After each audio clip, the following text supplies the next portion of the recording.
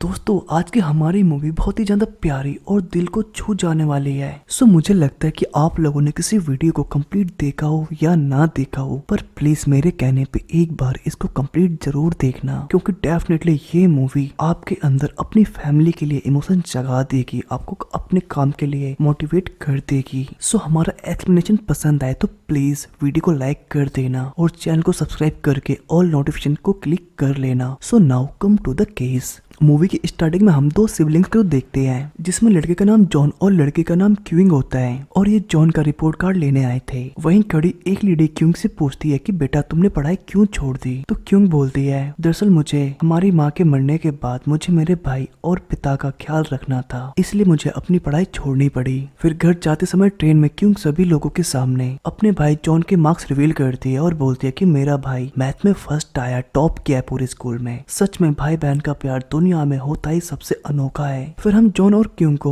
एक टनल को पार करते हुए देखते हैं, क्योंकि उनके गांव जाने का वही एक रास्ता था। पर तभी उस ट्रैक पे एक ट्रेन आ जाती है और डर के मारे ये सभी लोग जल्दी से ट्रैक से उतर के साइड में खड़े हो जाते हैं। फिर अगले सीन में हम जॉन को प्रेसिडेंट के लिए एक लेटर लिखते हुए देखते हैं, जिसमें वो लिख रहा था कि हमारे गाँव में एक रेलवे स्टेशन ना होने की वजह से हम सभी गाँव वालों की जान खतरे में पड़ी रहती है। फिर हम अगली सुबह जॉन और क्यूइंग को देखते हैं, जहाँ क्यूइंग अपने भाई जॉन को स्कूल छोड़ने जा रही थी, पर जॉन स्कूल में आज लेट पहुंचता है, इसलिए वो चुपचाप लाइन में पीछे खड़ा हो जाता है। पर उसे वहां ऐसा लग रहा था कि वहां सभी लोग हाइट वाइज खड़े हैं और वो रूल तोड़ रहा है, तो इसलिए वो अपनी हाइट नापते हुए उसकी अकॉर्डिंग खड़ा हो जाता है। पर सभी लोग जॉन की ऐसी हरकत को देखते हुए उस पे काफी हंस रहे थे, पर जॉन को इससे कुछ भी फर्क नहीं पड़ता, क्योंकि वो तो सही काम कर रहा था ना। फिर अगले दिन दोबारा से जॉन कॉलेज पहुंचता है, जहां उसका आर्ट टेस्ट था, जहां बैठ के वो अपनी आंसर शीट देख रहा था, लेकिन उसमें कुछ भर नहीं रहा था, जिसे देख टीचर उसे काफी अजीब तरह से देख रहे थे। फिर लास्ट में सॉन्ग नाम की लड़की सभी की आंसर शीट कलेक्ट करने आती है, तो जॉन की खाली सीट देख के वो जॉन से बोलती है कि जल्दी से अपनी OMR सीट पे आंसर फिलअप करो। पर पता नहीं क्यों जॉन अपनी आंसर शीट पे बस 2 लाइन खींच देता है। अब जॉन का ऐसा बिहेव देख सॉन्ग जॉन की सभी बातें अपनी फ्रेंड के साथ डिस्कस करती है, तो उसकी फ्रेंड सॉन्ग को बताती है कि तुम्हें पता नहीं है जॉन सचमुच एक स्मार्ट और इंटेलिजेंट लड़का है। पर सॉन्ग बोल मुझे तो वो बुद्धू लगता है, तुम्हें पता नहीं कैसे स्मार्ट दिख रहा है। फिर हम जॉन को देखते हैं जो लाइब्रेरी में बैठ के बुक पढ़ रहा था, कि तभी सॉन्ग उसके सामने आके बैठ जाती है और वो उसे ही घूरे जा रही थी, और ये देख जॉन दूसरे बेंच पे बैठ जाता है, पर सॉन्ग वहाँ भी आके बैठ जाती है। तो सॉन्ग जॉन से पूछती है तुम मुझे पसंद करते हो ना? पर हमारे जॉन भाई साहब के ये सब कुछ बाउंस जा रहा था और वो कुछ नहीं समझ पा रहा था। फिर अगले दिन सॉन्ग जॉन को एक लेटर पोस्ट करते हुए देखती है, जिसे देख उसे लगता है कि जॉन की कोई गर्लफ्रेंड है और वो उसे लेटर पोस्ट कर रहा है, इसीलिए वो कॉलेज आके जॉन का बैग चेक करती है, जिसे उसमें एक को लेटर मिल जाता है और वो उसे पढ़ती है, जिसे जॉन ने किसी लड़की को नहीं बल्कि प्रेसिडेंट को लिखा था। फिर जॉन के प्रोफेसर जॉन को एक बुक देते हुए बोलते हैं बेटे तुमने लाइब्रेरी की सारी बुक तो पढ़ी ली है, तो इन्हें क्यों छोड़ा, ये भी पढ़ के खत्म करो ना। फिर अगले दिन कॉलेज जाते समय सॉन्ग जॉन को बोलती है कि मैं तुम्हारी प्रेसिडेंट को लेटर लिखने में हेल्प कर सकती हूँ, क्योंकि मेरे पिताजी राजनीति में ही है। अब जॉन सॉन्ग की बात मान के उसके साथ आ जाता है कि वो उसकी लेटर लिखने में हेल्प करेगी, लेकिन असल में सॉन्ग जॉन की हेल्प करने की बजाय वो तो बस उसके साथ टाइम स्पेंड कर रहे थे, जो कि वो दिल से चाहती थी, क्योंकि कहीं न कहीं सॉन्ग बेचारी जॉन से प्यार करने लगी थी। फिर एक लेटर में सॉन्ग जॉन की सारी मिस्टेक्स बताती है, जिसे वो लेटर लिखने में करता था, जिसे बताते हुए वो जॉन के काफी मजे ले रही थी। फिर फाइनली लेटर को करेक्ट करके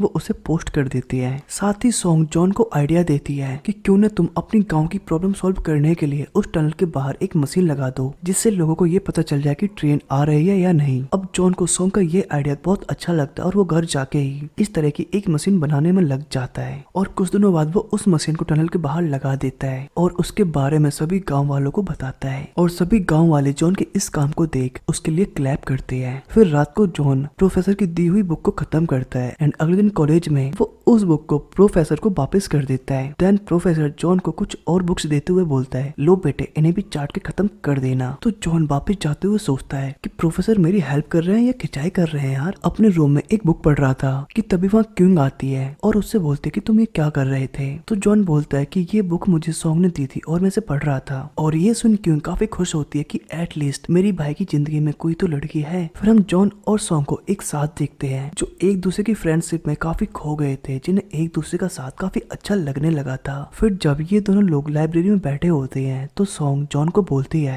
अरे मेरे बुद्धू, एक स्कॉलरशिप है, तुम उसमें पार्टिसिपेट क्यों नहीं करते। और इससे जॉन समझ गया था कि उसे मैथ कंपटीशन में पार्टिसिपेट करना है। एंड फाइनली वो पार्टिसिपेट करके मैथ कंपटीशन जीत जाता है एंड वो प्रेसिडेंटल अवार्ड के लिए भी सिलेक्ट हो गया था। और इसी वजह से उसे अवार्ड के लिए टोक्यो जाना था, लेकिन प्रेसिडेंट तो सोल में रहते हैं ना, और वो वहाँ उनसे नहीं मिल पाएगा, इसलिए वो नहीं जाता। तो इसलिए सॉन्ग जॉन से बोलती है कि क्यों ना हमें लोग प्रेसिडेंट के यहाँ चले जाएं उनसे मिलने। तो जॉन को सॉन्ग का ये आइडिया बहुत पसंद आता है और ये दोनों लोग निकल जाते हैं प्रेसिडेंट से मिलने के लिए। पर रास्ते में जॉन को वोमिट होने लगती है, जिस वजह से इन्हें वापस आना पड़ता है। फिर एक दिन सॉन्ग और जॉन सॉन्ग के घर पे मूवी देखने के लिए जाते हैं और मूवी देखते हुए वहाँ एक रोमांटिक सीन आता है और इस सीन को देखते हुए ये दोनों लोग भी किस करने लगते हैं। पर तभी अचानक से टीवी खराब हो जाती है और ये दोनों लोग टीवी सुधारने में लग जाते हैं कि तभी वहाँ सॉन्ग की मदर आ जाती है और सॉन्ग अपनी मदर से जॉन को इंट्रोड्यूस करवाता है, पर जॉन उसकी मदर से घबरा के वहाँ से भाग जाता है। फिर अगले दिन क्लास में जॉन सॉन्ग को नहीं देखता, वो टेंस हो जाता है। पर तभी एक जन उसे बताता है कि सॉन्ग अपने पेरेंट्स के साथ नीचे प्रिंसिपल रूम में बैठी हुई है। तो जॉन बिना कुछ सोचे समझे जल्दी से प्रिंसिपल रूम में जाता है और नीचे बैठ के सॉन्ग के डैड से बोलता है, प्लीज अंकल मुझे माफ कर दो, इन सभी चीजों में सॉन्ग की कोई गलती नहीं है। पर सॉन्ग नीचे झुक के जॉन को समझाती, अबे बेवकूफ गधे क्या कर रहा है, ऐसी कोई बात नहीं है जैसी तू सोच रहा है। फिर जॉन गर्दन उठा के उन लोगों की शक्लें देखता है और वहाँ से भाग जाता है। फिर रात को घर आते समय जॉन को टनल के बाहर अपनी मशीन दिखती है जो खराब हो चुकी थी और थोड़ा आगे बढ़ने पे जॉन देखता है कि वहाँ एक लेडी का एक्सीडेंट हुआ है, जिसे देख वो काफी घबरा जाता है और हमें एक फ्लैशबैक दिखाया जाता है जहाँ हम देखते हैं कि क्यूंग और जॉन जब ब्रिज पार कर रहे थे तो तभी वहाँ एक ट्रेन आ जाती है, जिससे पैनिक होकर ये दोनों लोग साइड में हो जाते हैं और तभी जॉन के हाथ से उसकी ट्रॉफी छूट जाती है, जिसे बचाने के चक्कर में उसकी सिस्टर नदी में गिर जाती है। मतलब क्यूंग पहले ही मर चुकी है एंड अब जो लड़की जॉन के साथ रह रही है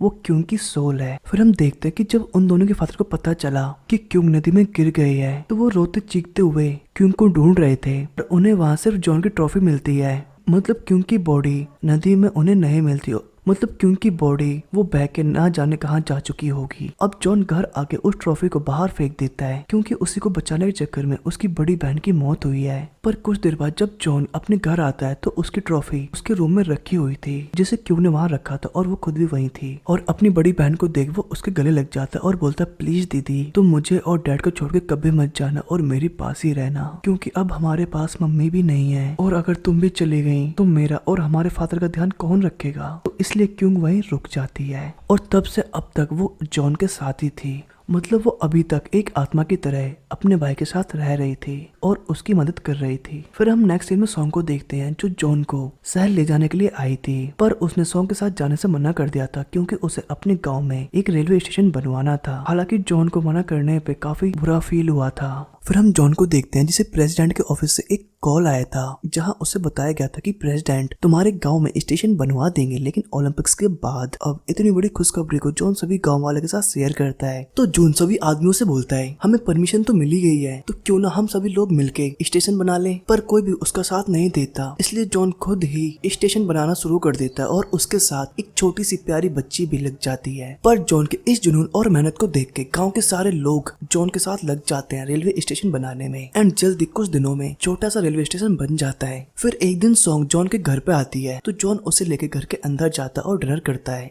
जहाँ बार बार सॉन्ग जॉन से क्यूंग के बारे में पूछ रही थी, पर क्यूंग तो सॉन्ग को दिख ही नहीं सकती थी क्योंकि वो तो एक सोल थी ना। फिर डिनर के बाद जॉन सॉन्ग को उसके घर छोड़ने जाता है जहाँ इन्हें अंधेरे में बहुत सारी जुगनू चमकती हुई दिखाई देती है एंड सचमुच ये बहुत ही ज्यादा रोमांटिक मोमेंट था। एंड अगले दिन कॉलेज में जॉन का प्रोफेसर जॉन को बताता है कि कल शहर में साइंस एंड मैथमेटिक्स का एक बहुत बड़ा कंपटीशन होने वाला है और जो इस कंपटीशन को जीत जाएगा उसे बाहर जाने का मौका मिलेगा। और इधर अगले दिन जॉन और गांव के लोग रेलवे स्टेशन पर ट्रेन रुकने की राह देख रहे थे, लेकिन जॉन के डैड ट्रेन नहीं रोकते और जॉन अपने डैड के इस काम को देख बहुत दुखी होता है क्योंकि अब तो उनके गांव में स्टेशन भी था। और इधर हम जॉन के फादर को देखते हैं जो एक मैगजीन में जॉन का इंटरव्यू देखते हैं, पर जैसे ही वो जॉन का आर्टिकल पढ़ते हैं पता नहीं उन्हें क्या होता है, वो उस राइटर को कॉल लगाते हैं और उसे चिल्लाते हुए बोलते हैं, तुम बेवकूफ हो क्या, तुमने मेरे बेटे के बारे में गलत गलत क्यों लिखा है। दरअसल उस आर्टिकल में लिखा था कि वो स्टेशन जॉन ने बनवाया और उसने वो स्टेशन अपनी मम्मी और बहन के लिए बनवाया है जो उसकी वजह से मारे गए थे। पर जॉन के फादर एडिटर को चिल्लाते हुए बोलते हैं उसकी मम्मी और उसकी बहन उसकी वजह से नहीं मारे गए थे, समझे तुम बेवकूफ, और फोन काट देते हैं। और इधर हम जॉन को देखते हैं जो काफी उदास था और उसकी बहन क्विंग उसे बोलती है कि तुम उदास मत हो, रोइए मत। तो जॉन बोलता है तुम्हें पता है मैंने ये स्टेशन हमारी मम्मी और तुम्हारे लिए बनवाया है क्योंकि तुम दोनों लोग मेरी वजह से मारे गए थे, मतलब मेरी मम्मी मुझे जन्म देते ही मर गई और तुम मेरी ट्रॉफी बचाने के चक्कर में इस दुनिया से चली गई। पर क्विंग अपने भाई को समझाते बोलती है जॉन मेरे भाई तुम हर बात का खुद को ही दोषी क्यों मानते हो, ये हमारी किस्मत थी जो हमारी किस्मत में लिखा था,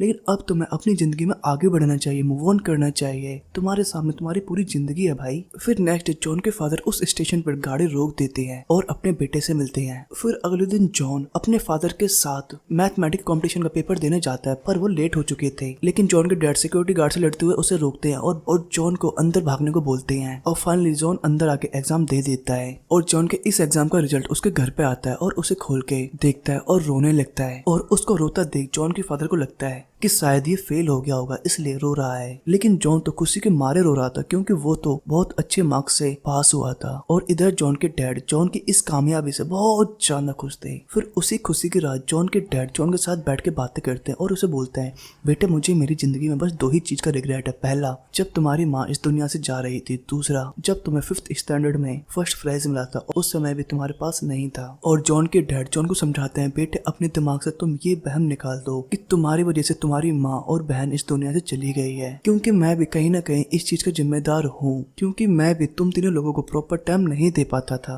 एंड इसी वजह से मैं तुमसे कभी नजरें नहीं मिला पाता था और यही कारण था मैं तुमसे दूर दूर रहता था। पर बेटे अब आप अपनी बाप की मजबूरी समझो क्योंकि मेरा तुम्हारे बिना इस दुनिया में कोई नहीं है और हम ही तो एक दूसरे के सहारे हैं बेटे। सो जिंदगी में पीछे जो हुआ उसे भूल जाओ, बस अच्छी यादों को लेके आगे चलो। और इसी प्यारे सीन के साथ बाप बेटे की दोस्ती होती है और इसी तरह हमारी मूवी का भी एंड हो जाता है। सो थैंक्स फॉर वॉचिंग दोस्तों।